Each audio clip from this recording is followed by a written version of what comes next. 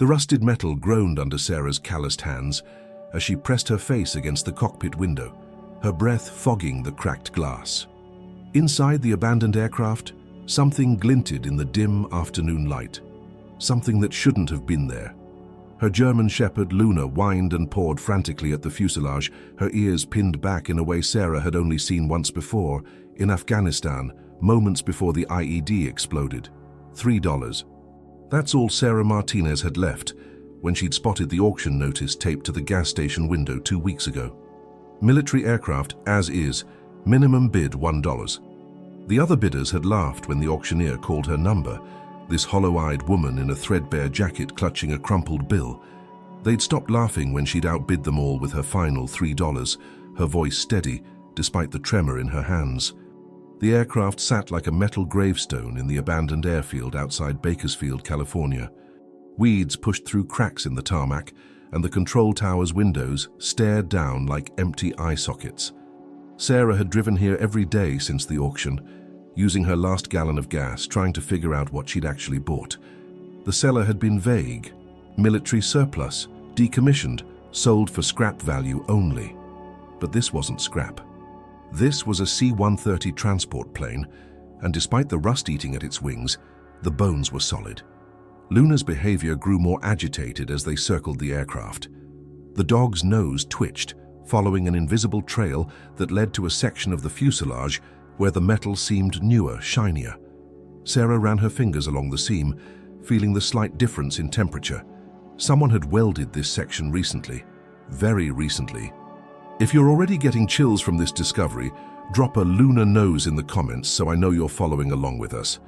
The cargo bay door hung partially open, its hydraulics long dead. Sarah squeezed through the gap, Luna reluctantly following. Inside, the smell hit her immediately, not the expected mustiness of abandonment, but something clinical, antiseptic, the kind of smell that clung to field hospitals and morgues. Her military training kicked in, every sense heightened. This plane had been used recently and not for cargo. Rows of metal brackets lined the walls where seats should have been, but these weren't passenger seats. They were restraints, medical restraints. Sarah's stomach clenched as she recognized the configuration from her time as a medic. This was a medical transport, but the scratches on the metal told a different story. Deep gouges, as if someone had clawed desperately at the walls. Luna whimpered and pressed against Sarah's leg, her fur standing on end. The dog's eyes were fixed on something in the shadows at the far end of the cargo bay. Sarah pulled out her phone's flashlight, the weak beam cutting through the darkness. What she saw made her blood freeze. A child's shoe. Small pink with cartoon characters that had once been bright but were now stained dark. It sat alone on the metal floor, laces still tied, as if a little foot had simply vanished from inside it. Sarah's hands shook as she swept the light across the rest of the space.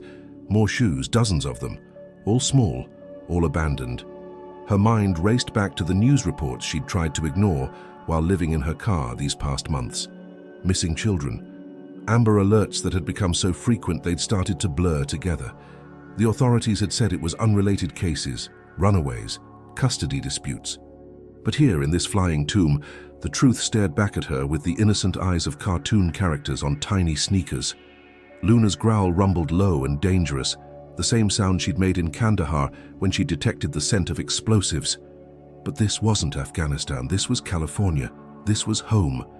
And someone had been using this plane to transport children, children who had left behind only their shoes and the desperate scratches of their fingernails on metal walls. Sarah's phone buzzed. A text from an unknown number. "Stop looking, walk away, some things are better left buried." The message timestamp showed it had been sent 30 seconds ago. Someone was watching. Someone knew she was here. But as Sarah stared at those tiny shoes scattered across the cargo bay floor, she realized she couldn't walk away. Not from this. Not when Luna's nose was already picking up another scent trail, leading deeper into the aircraft's belly, where the real secrets waited in the darkness. The scent trail led Luna to a section of the cargo bay that shouldn't have existed. Sarah's flashlight revealed a false wall, expertly constructed but betrayed by the dog's keen nose. Behind the metal panel, she could hear the faint hum of electronics, something was still powered in this supposedly dead aircraft. Her fingers found the hidden latch, and the panel swung open with a soft pneumatic hiss. Inside was a command center that belonged in a spy thriller, not a decommissioned military transport. Banks of monitors lined the walls, their screens dark, but still warm to the touch. Sarah's breath caught as she recognized some of the equipment: satellite communication arrays, GPS tracking systems, encrypted radio gear. This wasn't just a transport plane. It was a mobile command post, and someone had been operating it recently. Luna's nose led her to a metal filing cabinet bolted to the floor. The lock had been hastily broken, papers scattered as if someone had grabbed what they could and fled. Sarah gathered the remaining documents, her military training helping her piece together the fragments. Flight logs, cargo manifests, but the cargo wasn't listed as equipment or supplies. It was listed as packages, small packages, numbered, not named. The dates on the manifests made her stomach turn. The most recent flight was logged just 3 days ago, the same day the plane had been hastily put up for auction. Someone had needed to get rid of this evidence fast, but they'd underestimated a desperate veteran with $3 and a dog who could smell secrets buried in metal and shadow. A photograph slipped from between the pages, a group of men in expensive suits standing beside the aircraft. Sarah recognized one face immediately. Marcus Kellerman, the city councilman who'd been all over the news lately, campaigning on a platform of protecting our children. His smile in the photo was different from his campaign posters. Colder, predatory. Luna's ears perked up suddenly, her body going rigid. Footsteps, multiple sets, approaching across the tarmac. Sarah killed her flashlight and pressed herself against the wall, her heart hammering. Through the gap in the cargo door, she could see flashlight beams sweeping the ground, getting closer. "She's here," a voice called out. "The car's still warm." The voice was cultured, educated, not the rough tone of common criminals. These were professionals. Sarah clutched the documents to her chest and looked for another way out. The aircraft had multiple exits, but Luna was already moving, leading her toward the rear of the plane where a maintenance hatch provided access to the tail section. The dog seemed to know this aircraft better than Sarah did, as if Luna had been here before, in another life, another mission. The tail section was cramped and dark, but it connected to an external maintenance ladder. Sarah could hear the men entering the cargo bay, their voices echoing in the metal chamber. "Find everything, burn what we can't take." They were destroying evidence, covering tracks that led to places Sarah was only beginning to understand. As she climbed down the external ladder, Luna at her heels, Sarah caught sight of something that made her freeze. Carved into the metal beside the ladder were initials, dozens of them. Small, desperate scratches made by tiny fingers. Children had been here. Children had tried to leave messages to mark their passage through this flying nightmare. You'd have the courage to keep investigating after seeing this, right? Drop yes or no in the comments. I need to know you're still with me. One set of initials was fresher than the others, the metal still bright where it had been scratched. EM, help me. Below it, a date from just last week. Sarah's blood ran cold as she remembered the amber alert that had flashed across her phone screen while she'd been sleeping in her car outside the Walmart. Emma Martinez, 8 years old. Same last name as Sarah, though they weren't related. Martinez was common enough. But the coincidence felt like a message from the universe, a sign that she was meant to find this. The men's voices were getting closer. Sarah reached the ground and ran, Luna beside her, toward the tree line that bordered the airfield. Behind them, the glow of flames began to flicker through the aircraft's windows. They were burning the evidence, but they were too late. Sarah had the documents, the photographs, the proof of what had been happening in the skies above California. Her car wouldn't start. The engine turned over once, twice, then died with a mechanical wheeze that echoed across the empty field. Sarah popped the hood and immediately saw the problem. Someone had cut the battery cables. They'd been watching her longer than she'd realized, planning for this moment. Luna's growl rumbled again, but this time it wasn't directed at the burning aircraft. The dog was staring at the road, where headlights were approaching fast. 2 vehicles, moving with military precision. Sarah grabbed the documents and ran into the woods, Luna leading the way through the darkness. The trees provided cover, but Sarah knew it was temporary. These weren't random criminals. They were organized, well-funded, and they'd been operating this trafficking network long enough to have contingency plans. As she stumbled through the underbrush, following Luna's sure-footed path, Sarah realized she wasn't just running from killers. She was running from a conspiracy that reached into the highest levels of power, one that had been hiding in plain sight while children vanished into the night sky. Behind her, the aircraft burned like a funeral pyre, taking its secrets to ash and smoke. But the real evidence was in her hands now, and somewhere out there, Emma Martinez and dozens of other children were waiting for someone to find them before it was too late. Luna led Sarah through the woods with the confidence of a dog following a familiar trail. The German shepherd's nose stayed low to the ground, tracking something Sarah couldn't detect, a scent that seemed to pull them deeper into the forest, away from the burning aircraft and the men who hunted them. After 20 minutes of stumbling through underbrush, Luna stopped at what appeared to be an abandoned ranger station, its windows boarded up and door hanging askew. Inside, Sarah's flashlight revealed why Luna had brought her here. The walls were covered with photographs, maps, and documents, a makeshift investigation center that someone had been using to track the same conspiracy Sarah had stumbled into. Red string connected photos of missing children to flight patterns, dates, and locations. At the center of it all was a photograph of Marcus Kellerman shaking hands with a man Sarah didn't recognize, but whose expensive suit and cold eyes suggested he was far more dangerous than any politician. A note was pinned to the largest map, written in desperate handwriting. "If you're reading this, they got me. The children are being moved every 72 hours. Next location, Hangar 7, Riverside Municipal Airport. Trust the dog. She knows the scent. Detective Ray Morrison, LAPD Missing Persons." Sarah's hands trembled as she read the date on the note. 3 days ago, the same day the aircraft had been put up for auction. Detective Morrison had been close to exposing everything, and now he was gone. But he'd left breadcrumbs for whoever came next, and somehow Luna had known to bring her here. The dog was already moving again, nose to the ground, leading Sarah to a metal box buried beneath loose floorboards. Inside were Morrison's real findings, financial records showing payments from offshore accounts to shell companies, all connected to a network of private airfields across the Southwest. The operation was massive, sophisticated, and had been running for years. One document made Sarah's blood freeze, a client list with names, ages, and preferences. The buyers weren't just trafficking children, they were selling them to order, like catalog items. Emma Martinez's name was on the list, marked as delivered with a date 3 days in the future. She was still alive, still in the pipeline, waiting for transfer to her final destination. Sarah's phone buzzed again, another unknown number. Detective Morrison thought he was clever too. Stop now or join him. But this time Sarah noticed something the sender hadn't intended. The message included a location tag. They were texting from Riverside Municipal Airport, exactly where Morrison's note had said the children would be moved next. The irony wasn't lost on her. In their arrogance, the traffickers had just confirmed Morrison's intelligence. Sarah gathered the documents and headed for the door, but Luna blocked her path, whining and pawing at another section of the floor. The dog had found something else. Beneath another loose board was a small digital camera, its memory card still intact. Sarah's hands shook as she scrolled through the images Morrison had captured. Children being loaded onto aircraft in the dead of night, faces she recognized from missing person reports.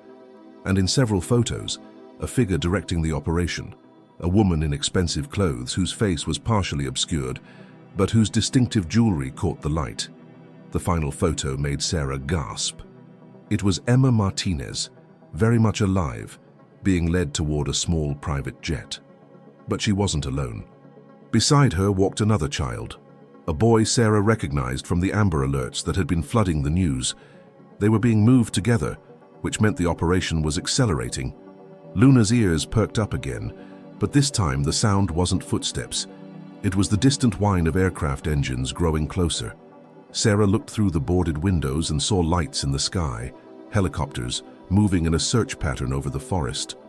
They'd found her car, tracked her path, and now they were closing in. But as Sarah watched the helicopters circle, she realized something that changed everything.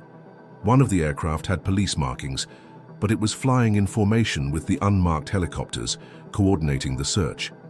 The corruption went deeper than she'd imagined. It reached into law enforcement itself. Sarah grabbed Morrison's evidence and ran from the ranger station, Luna leading her deeper into the woods. Behind them, the helicopter's searchlights began sweeping through the trees, turning night into harsh artificial day. But Luna seemed to know these woods, following paths that kept them in the shadows, away from the probing beams. They reached a creek that cut through the forest, its bank steep and rocky. Luna plunged into the water without hesitation, and Sarah followed, the cold shock taking her breath away. The current was stronger than it looked, pulling them downstream toward an uncertain destination. But the water would mask their scent, buy them time to reach Riverside before Emma Martinez disappeared forever. As they floated downstream, Sarah clutched Morrison's evidence to her chest and made a promise to the detective who died trying to save these children. She would finish what he'd started. She would find Emma Martinez and the others. And she would make sure the people responsible paid for every small shoe left behind in that flying tomb. The creek carried them toward Riverside, toward answers, and toward a confrontation that would determine whether Emma Martinez became another statistic or the key to bringing down a conspiracy that had been stealing children from the night sky. The creek deposited Sarah and Luna on the outskirts of Riverside as dawn broke over the California desert. Sarah's clothes were soaked, Morrison's evidence sealed in a plastic bag she'd found in the ranger station, but they'd made it undetected. The helicopters had given up their search an hour ago, probably assuming she'd drowned or fled the area entirely. They'd underestimated her military training and Luna's uncanny ability to navigate terrain in the dark. Riverside Municipal Airport sat like a concrete island in the desert, its single runway stretching toward mountains, painted gold by the rising sun. From her position in the scrub brush, Sarah could see Hangar 7, a massive structure that looked newer than the rest of the facility. Expensive cars were parked outside, their chrome gleaming in the morning light. This wasn't the kind of clientele that usually frequented small municipal airports. Luna's nose twitched, catching a scent that made her entire body go rigid. The dog's training from Afghanistan was kicking in. She'd found her target. Sarah followed Luna's gaze to a small service road behind the hangar, where a white van was parked with its engine running.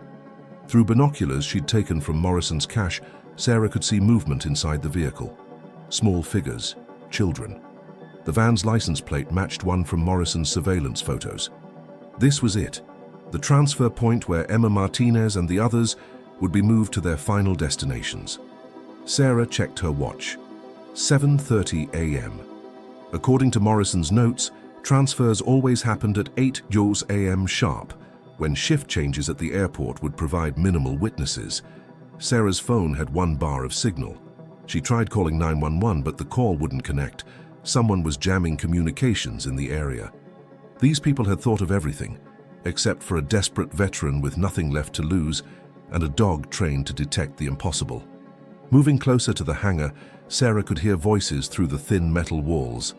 A woman's voice, cultured and cold, giving instructions about packages and delivery schedules. The same voice that had probably ordered Morrison's death. Sarah pressed her ear to the wall, straining to catch every word. "The Martinez package is priority 1, the woman was saying. "The client has been very specific about timing. Any delays will result in complications for everyone involved." A man's voice responded, nervous and deferential. "Yes, Ms. Blackwood. The aircraft is fueled and ready. We'll have her to the collection point by noon." Blackwood. Sarah memorized the name, adding it to the growing list of people who would answer for what they'd done to these children. But first, she had to stop the transfer. Emma Martinez had maybe 20 minutes before she disappeared forever into a network that spanned continents. Luna was already moving, circling the hangar with the tactical precision of her military training. The dog had found something, a ventilation grate near the ground that had been left partially open. Sarah followed, squeezing through the narrow opening into the hangar's interior. The scene inside made her stomach turn. Children sat in metal chairs arranged in neat rows, their hands zip-tied, their eyes hollow with terror and exhaustion. Emma Martinez was in the front row, her dark hair matted, her small frame dwarfed by the industrial setting. but she was alive, alert. And when she saw Sarah emerge from the shadows, hope flickered in her 8-year-old eyes. Sarah counted 12 children total, ranging in age from maybe 6 to 14. All of them matched faces from the missing person reports that had been flooding the news. This wasn't just Emma. This was the culmination of months, maybe years, of systematic kidnapping. At the far end of the hangar, a sleek private jet sat with its engines warming up. Beside it stood the woman Sarah now knew as Blackwood, tall, elegant, wearing the kind of jewelry that cost more than most people's cars. She was checking her watch, impatient for the operation to proceed on schedule. 3 armed men flanked the children, their weapons casual but ready. These weren't desperate criminals, they were professionals, probably ex-military like Sarah herself. The thought that people who'd sworn to protect and serve were now trafficking children made her anger burn white hot. Sarah had Morrison's evidence, but evidence wouldn't save these children in the next 15 minutes. She needed a distraction, something that would give her a chance to get the kids to safety. Luna seemed to understand. Positioning herself near the hangar's main electrical panel, the plan formed in Sarah's mind with military precision. Cut the power, create chaos, get the children to the service vehicles parked outside. It was desperate, probably suicidal, but it was the only chance Emma Martinez and the others had. What would you do in Sarah's position? Try to save all 12 children or focus on just Emma? Drop your strategy in the comments. Sarah gave Luna the signal they'd used in Afghanistan when stealth was critical. The dog moved like a shadow toward the electrical panel, while Sarah positioned herself near the children. Emma's eyes tracked her movement, and Sarah saw the girl's intelligence working, understanding that rescue was coming. Blackwood's phone rang and her conversation provided the distraction Sarah needed. Yes, the packages are ready for transport. No, there haven't been any complications since we dealt with the detective. Morrison's death confirmed in casual conversation, as if his life had meant nothing more than a minor inconvenience. Luna reached the electrical panel and looked back at Sarah, waiting for the command. Sarah counted the guards, calculated angles and distances, and prepared for the most important mission of her life.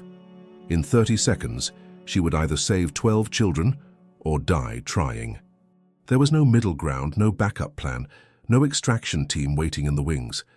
Just a broken veteran, a loyal dog, and the desperate hope that sometimes the right person finds themselves in the right place at exactly the right moment to change everything. Sarah raised her hand, ready to give Luna the signal that would plunge the hangar into darkness and begin the most dangerous rescue mission of her military career. Sarah's hand dropped, and Luna struck the electrical panel with the precision of her military training. The hangar plunged into darkness as emergency lighting flickered on, casting everything in an eerie red glow. Shouts erupted from the guards as Sarah moved, her muscle memory from Afghanistan taking over. "Emma, stay low," Sarah whispered as she reached the front row of children. Her knife, Morrison's knife, found with his evidence, sliced through zip ties with practiced efficiency. The children understood immediately, their survival instincts overriding their terror as they followed Sarah's urgent hand signals toward the service door. Blackwood's voice cut through the chaos. "Find them! They can't have gone far." But the woman's composure was cracking. This wasn't part of her carefully orchestrated plan, and Sarah could hear the panic creeping into her cultured tone.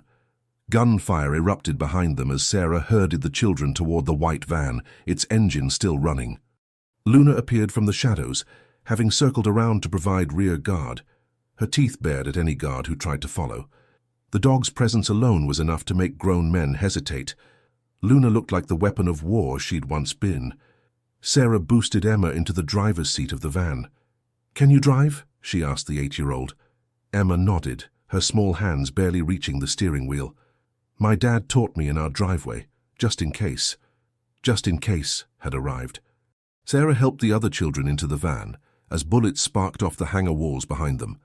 "Drive to the main road and don't stop until you reach the police station in town. Tell them Detective Morrison sent you." "What about you?" Emma's voice was small but fierce, the voice of a child who'd seen too much but refused to break. "Luna and I have unfinished business." Sarah slammed the van door and watched Emma drive away with 11 other children who would live to see their families again. The van disappeared into the desert morning, carrying Morrison's evidence and the testimony that would bring down Blackwood's network. But Sarah wasn't done. She turned back toward the hangar where Blackwood was screaming orders at her remaining men. The woman had built an empire on stolen childhoods, and Sarah intended to collect the debt. Luna flanked left as Sarah approached the hangar's rear entrance. Inside, she could hear Blackwood on her phone. "Abort the operation. Burn everything. We'll rebuild somewhere else. Always another somewhere else, another network, more children. Unless someone stopped it here now, permanently." Sarah stepped into the hangar's red-lit interior, Morrison's evidence in one hand, her service weapon, kept hidden in her car's spare tire, in the other. Blackwood stood beside the private jet, her elegant composure finally shattered. The three guards were nowhere to be seen, probably chasing shadows in the desert, looking for children who were already safe. "Ms. Blackwood," Sarah called out, her voice echoing in the empty hangar. "I believe you have something that belongs to those children. Their childhood, their innocence, their lives." Blackwood turned, and Sarah saw the woman's true face for the first time, cold, calculating, utterly without remorse. "You have no idea what you've interfered with, soldier. This operation has protection at the highest levels. You'll be dead by sunset, and we'll have new children by next week." "Maybe," Sarah said, stepping closer, "but Detective Morrison's evidence is already in federal hands. The children you stole are telling their stories to real police officers. And your client list, the one with all those names and preferences, that's going public in about an hour." For the first time, Blackwood's composure cracked completely. "You're bluffing." Sarah held up her phone, showing the upload progress bar that had been running since she'd reached cell coverage. Morrison's files, the photographs, the financial records, everything was being transmitted to news outlets, FBI field offices, and child protection agencies across the country. The evidence that would have died with Morrison was now immortal, spreading across digital networks faster than Blackwood's people could contain it. Luna emerged from the shadows behind Blackwood, and the woman spun around, trapped between dog and veteran. "You can run," Sarah said quietly, "but every law enforcement agency in the country will have your face by tonight. Every airport, every border crossing, every safe house you think you have, they'll all be compromised." Blackwood's hand moved toward her purse, but Luna's growl stopped her cold. The dog had seen enough evil for one lifetime, and her patience was exhausted. "The children you stole, they're going home," Sarah continued. "The network you built, it's finished. And the people who bought from you, they're going to prison for the rest of their lives." Sirens wailed in the distance, growing closer. Emma had made it to the police station, and real law enforcement was finally coming. Sarah had bought enough time for justice to arrive. Blackwood's shoulders sagged as the weight of her collapsed empire settled on her. "You have no idea what you've unleashed. The people I work for, they don't forgive, and they don't forget." "Neither do I," Sarah replied, "and neither does Luna." The FBI arrived in force, surrounding the hangar with the efficiency Sarah remembered from her military days.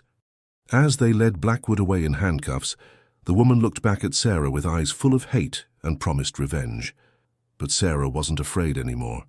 She'd found her purpose in that abandoned aircraft, in Morrison's desperate investigation, in Emma Martinez's brave eyes. The war in Afghanistan had ended for her in a roadside explosion, but a new war had begun in the California desert, a war for children who couldn't fight for themselves. 6 months later, Sarah stood in a federal courtroom as the judge read the verdicts. Blackwood, life without parole, her network dismantled. 43 children recovered from facilities across 3 states. Marcus Kellerman and 6 other public officials convicted of conspiracy and trafficking. Emma Martinez sat in the gallery with her parents, her smile bright enough to power the courthouse. She waved at Sarah, and for the first time since Afghanistan, Sarah felt something she'd thought was lost forever: hope. Outside the courthouse, a reporter asked Sarah what she planned to do next.